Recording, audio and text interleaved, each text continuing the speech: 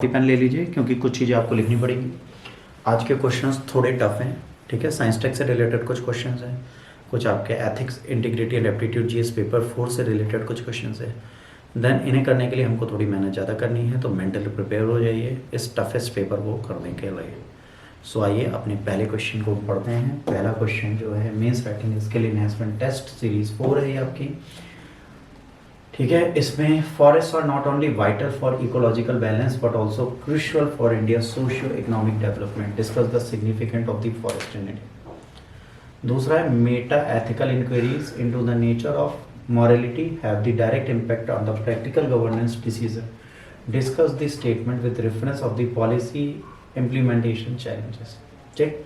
इसके बाद राज्यसभा के चेयरमैन को हटाने के लिए इम्पीचमेंट चल रहा है, तो उनसे रिलेटेड क्वेश्चंस आपको हमेशा मिलेंगे, इसको हम बिल्कुल इग्नोर नहीं कर सकते, ठीक। इसके बाद हम बात करते हैं आगे, ठीक। बोले बेटा, ठीक।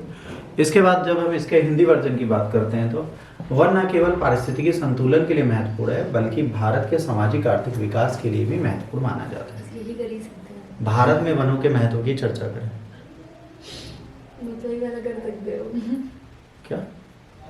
बस वही वाला कर सकते क्वेश्चन। अच्छा। बोलिए ना।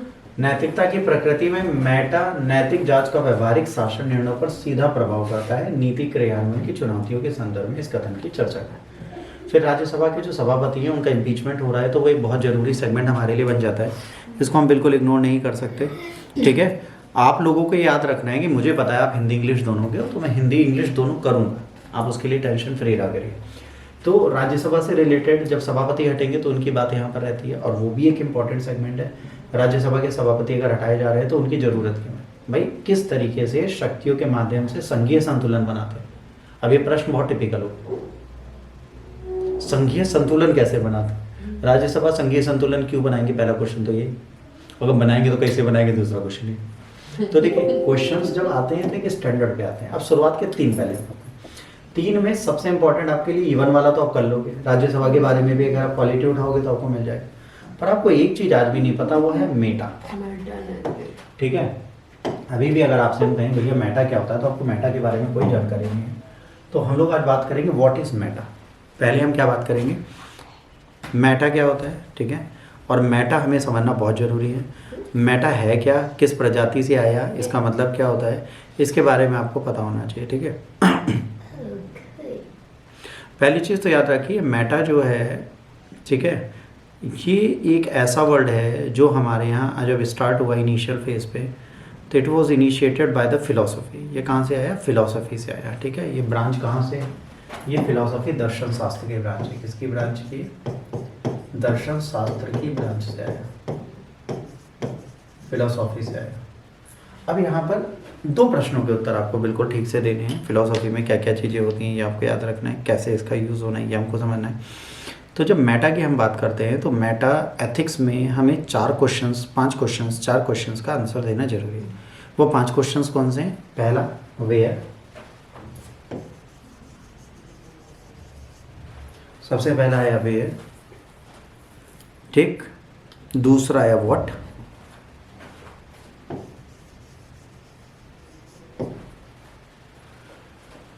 तीसरा है व्हाई, फिर आया व्हेन, फिर आया हाउ। कहाँ, क्या, क्यों, कब एंड कैसे। इन 5 के उत्तर देना है मैथमेटिक्स में। मैथमेटिक्स इन 5 चीज़ों का आपसे जवाब मांगती है। Where do ethics come from, पहला प्रश्न आपसे सीधे पूछती है एथिक्स शब्द कहाँ से आया, कहाँ से पैदा हो गया। ये नैतिकता वर्ड आया कहाँ से, एथिक्स शब्द हमने कहाँ से पैदा किया भाई, यूनिवर्स का पार्ट था, फैब्रिक से आया, किसी ने पैदा किया। ये नैतिकता का हम डिसीजन क्यों है, हम कौन होते हैं नैतिकता बताने वाले, who the hell we are भाई। लिव इन रिलेशन, एक छोटा सा एग्जांपल, इज बैड और गुड, इसमें सबकी विचारधारा अलग अलग है। कोई कहता है अच्छा है तो वो एक सफ़ेद जीनी बनाएगा, कोई कहता है गंदा है वो काली जीनी बनाएगा। अब यहाँ पे एथिक्स दोनों का द्वंद्व कर रहा है ना, बैड, ठीक। लव इज गुड और बैड? बैड। ठीक। Sex before marriage is good और बैड? अब अच्छा बुरा सब हम डिसाइड करते हैं, नैतिकता हम पर है। तो पूछा जाता है सही गलत डिसाइड कहाँ से हुआ, कौन करता है? मेटा एथिक्स कहता है पहला बताओ सही गलत डिसाइड करने का ठेका किसने लिया? तो लोग कहते हैं किसने लिया, पता नहीं, हमें भी नहीं पता किसने, एक्चुअली किसी को नहीं पता। वैसे जब अधिकारी कोई योजनाएं बनाते हैं, गवर्नेंस में कोई भी काम करते हैं, तो वो कौन सी एथिकल वैल्यूज को फॉलो करे वो कहीं लिखी नहीं, कोई भी एथिकल वैल्यूज कहीं लिखी नहीं है। जब कोई एथिकल वैल्यूज कहीं लिखी नहीं है तो इसको हम कैसे फुलफिल करें? पहला क्वेश्चन यही आ जाता है। फिर व्हाट एथिक्स के लिए what do moral terms refers, ठीक है। अब यहाँ पर बात आती है, यहाँ पर आता है कि ईश्वर स्वतंत्र है कि नहीं? ईश्वर ने हमें स्वतंत्र जीव की तरह पैदा किया है क्या? मैं क्या पहला प्रश्न आता है, ईश्वर ने हमें स्वतंत्र जीव की तरह पैदा किया है? बताओ किया है कि नहीं किया? दुनिया क्या कहती है? वी आर इंडिपेंडेंट, हम इंडिपेंडेंट, ये बोला जाता है। तो अगर भाई हम बैंक जाते हैं और हमारे पास पैसा नहीं हो तो और बैंक वाले कैशियर को थोड़ा लपड़ मार के पैसा ले लेते हैं, तो ये क्राइम कैसे हो? सरकार की जिम्मेदारी हमें पालना है और हमारे पास पैसा नहीं हो तो लेने जाएंगे। अगर हम पुलिस वाले को जाके बोल देते हैं कि भैया जीप खाली खड़ी है, कह रहे हैं हाँ, तो ओला नहीं कर पाएंगे, हमारे पास पैसा नहीं, मैं घर छोड़ दूँ, तो ये कहाँ से नॉन एथिकल हो गया? आप हो तो पब्लिक सर्वेंट ही ना, तो आपको घुमा के लापड़ मार देता है। क्यों मार देता है? तो यहाँ पर ये जो मॉरलिटी है, ये जो मॉरल शब्द है, इसको हम किस प्रकार से जस्टिफाई करें, इस नैतिकता को किस प्रकार से जस्टिफाई करें।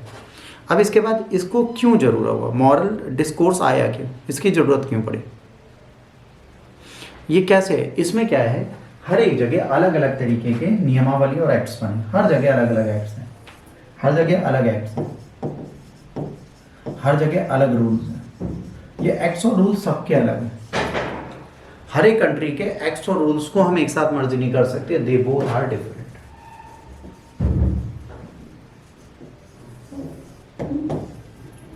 दे बोथ आर सोलिली डिफरेंट। कैसे? मान लीजिए एक जगह लव मैरिज इज लीगल, एक जगह लव मैरिज इज इलीगल, एक जगह बहुपत्नी विवाह पॉलीएंड्री इज लीगल, एक जगह पॉलीएंड्री इज लीगल। बहुपति विवाह बहुपत्नी विवाह कहीं लीगल है, कहीं इलीगल है। एक जगह दो बीवियां रखना अलाउड है इंडिया में, एक जगह एक बीवी के साथ दूसरी रखना क्राइम है। तो ये क्या है, ये कौन डिसाइड करता और ये आया क्यों?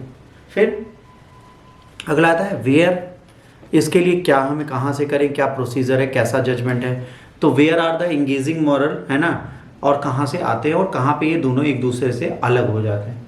अब ये कब अलग होते हैं, कब एक जैसे होते हैं? इस्लाम के लिए नियम अलग हैं, हिंदू के लिए नियम अलग हैं, क्रिश्चियनिटी के लिए अलग है। हिंदू में शादी के तुरंत बाद चुम्बन मना है, क्रिश्चियनिटी कहती है तुरंत चुम्बन करो, इस्लाम कहता है पर्दा करे रहो, पब्लिक को दिखने ही नहीं चाहिए तुम्हारी मेहरारू कौन है।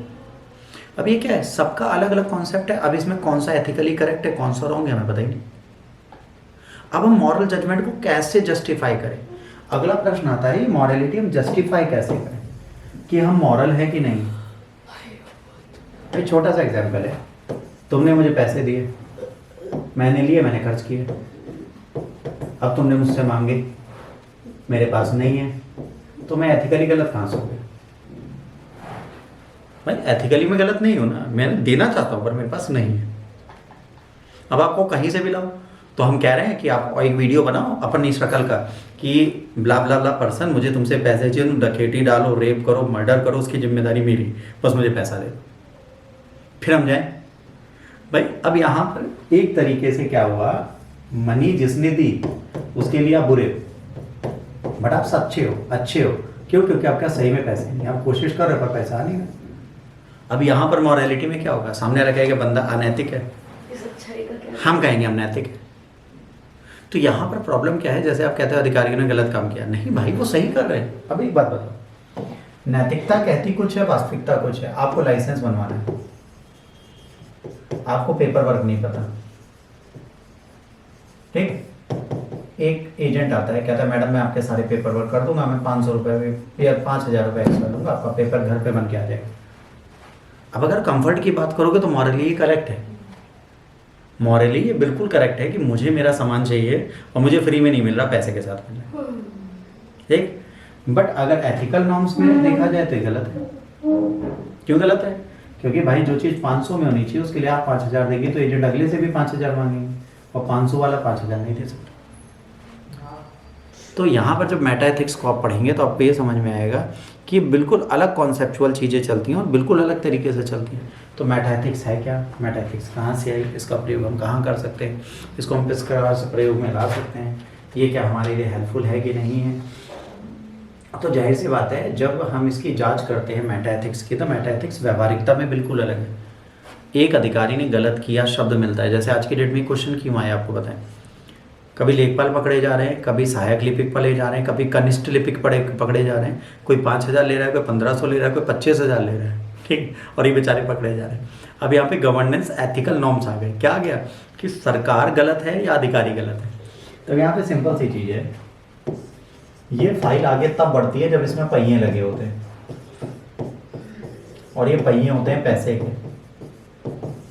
अब यहाँ पे कनिष्ठ लिपिक भी गलत नहीं है क्योंकि उसका एथिकली बचपन से ही सिखाया गया कि भाई साहब आपको क्या करना है, आपको 500 रुपये फाइल में रखवा के साइन करना है।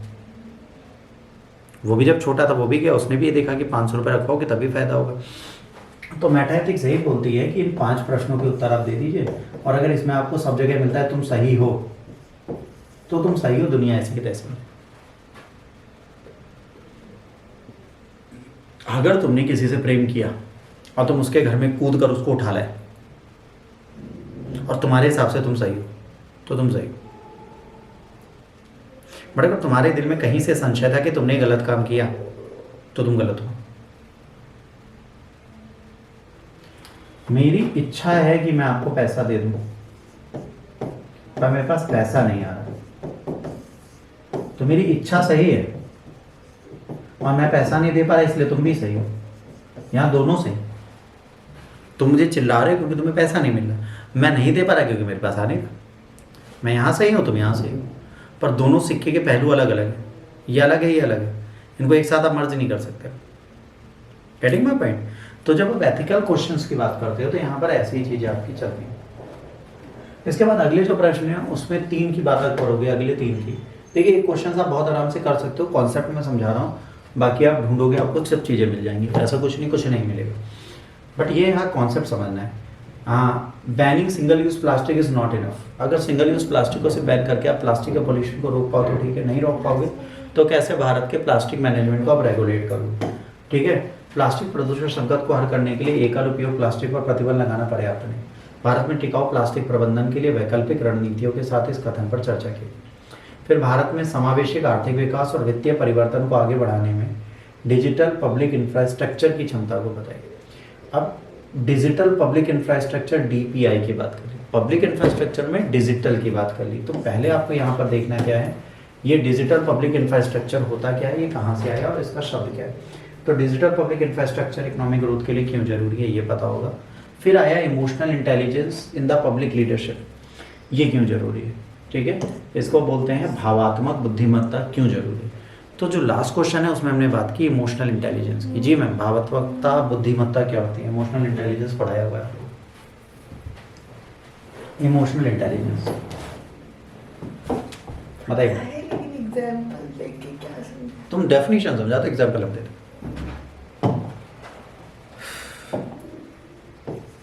इमोशनल इंटेलिजेंट, भावात्मक बुद्धिमत्ता क्या होती है, यह भी आपके ग्रुप में आ जाएगा। भावात्मक बुद्धिमत्ता क्या होती है, इसका आंसर कौन देगा।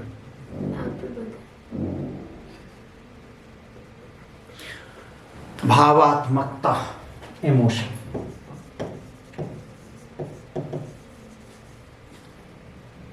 और इंटेलिजेंस, और एक साइड होता है इमोशनल, इधर होता है फूल। भावात्मक बुद्धिमत्ता का मतलब है भावनाओं के साथ भी आप डिसीजन सही लो, और दूसरा होता है भावनाओं के साथ। सर सब क्वेश्चन एक साथ करने हैं मींस वन डे में, बेटा ऐसा ऑब्वियस है, इसीलिए तो आप लोग दिए जा रहे हैं, इतनी मेहनत इसीलिए तो कराई जा रही है। एक दिन में ये सारे करने हैं। आज अगर आपको 6 दिए तो 6 करने, कल आपको 3 दिए थे, 2 दिए थे, कल तो परसों 3 दिए थे, तो सीक्वेंस भी तो बीच बीच में कम होता है, तब तो आप नहीं पूछते। आज अगर 6 दे दिए अब डर करना तो पड़ेगा भाई। अब यहाँ पर क्या है, इमोशनल इंटेलिजेंस का मतलब क्या है? जैसे मान लो आई एम वेरी इमोशनल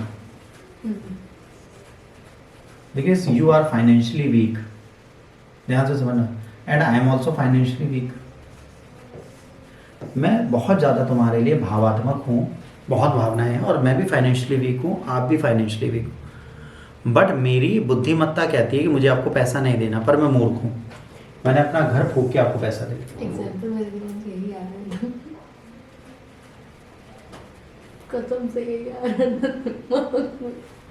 बेटा अभी हाथ भी दुखेंगे, अभी सर भी दुखेगा, सबको दुखेगा, पर यूपीएससी लिखने के लिए दुखाओ, हाथ बहुत दर्द होगा, तकलीफ भी बहुत होगी, पर लिखना पड़ेगा। आज ये सारे क्वेश्चन को भेज दीजिए ना, शुरू करेंगे। कल के क्वेश्चंस भी ग्रुप पे पढ़े, सीक्वेंस भी बनाएंगे। ठीक।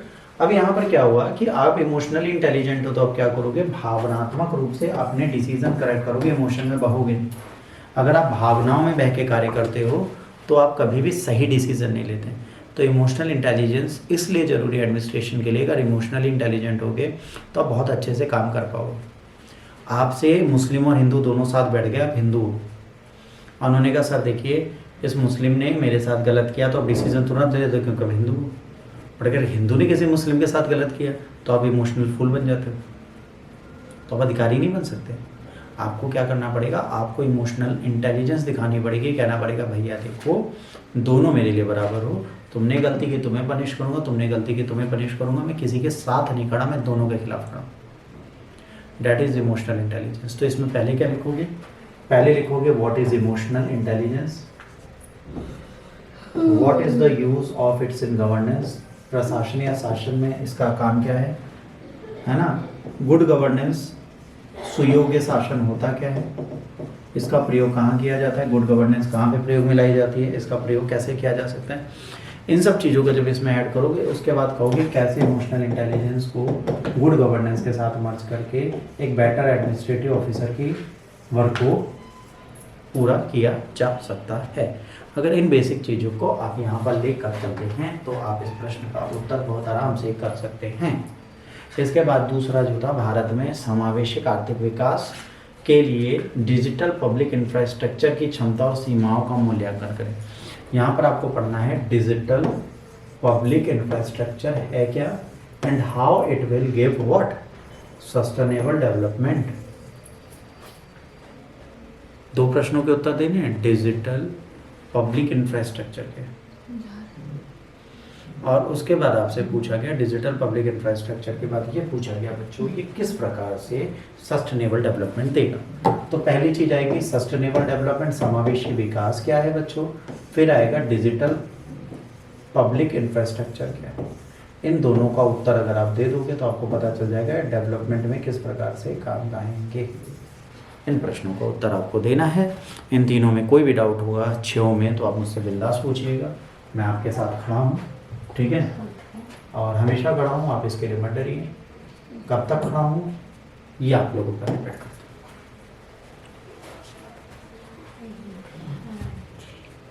ये भी आपके ग्रुप पे आ जाएंगे प्रश्न लिखने के लिए। तो थोड़ी मेहनत ज़्यादा है, मैं बिल्कुल मानता हूँ, आपको करनी भी है। Ajay is the only person who is writing questions every day, बाकी अभी कोई नहीं लिख रहा, तो हर बच्चे को लिखना है, एक को नहीं लिखना है। अगर आप सब लोग मिलके करेंगे तो चीज़ें हो, अगर आप अलग अलग करेंगे तो चीज़ें नहीं होंगी। तो ये डिजिटल पब्लिक इंफ्रास्ट्रक्चर को भी लिखना, ठीक है, और मेटा एथिक्स को भी लिखना है, वन के बारे में भी लिखना है, राज्यसभा भी लिखना है, प्लास्टिक प्रदूषण भी लिखना है, और इमोशनल इंटेलिजेंस भी लिखना है। इन 6 प्रश्नों को लिखने के लिए सबसे अच्छा तरीका क्या है, सबसे अच्छा तरीका है बेटा पहले इनके पॉइंट्स बना लो, पहले इनके पॉइंट्स और फ्लो चार्ट बना लो, उसके बाद इनको फिर आगे बढ़ाना स्टार्ट करो। तो फ्लो चार्टिंग और पॉइंटिंग पहले करिए, फिर इसको आगे बढ़ाइए। आज हम लोग छोटा लेक्चर कर रहे थे, उसका रीज़न कुछ था, ठीक है, कल से हम लोग वापस रेगुलर लेक्चर पे आ जाएंगे। आज के लिए इतना ही, बाकी करेंगे कल। कोई भी डाउट हो आप बिंदास ग्रुप पे पूछ सकते हैं, मैं जवाब दे दूँगा।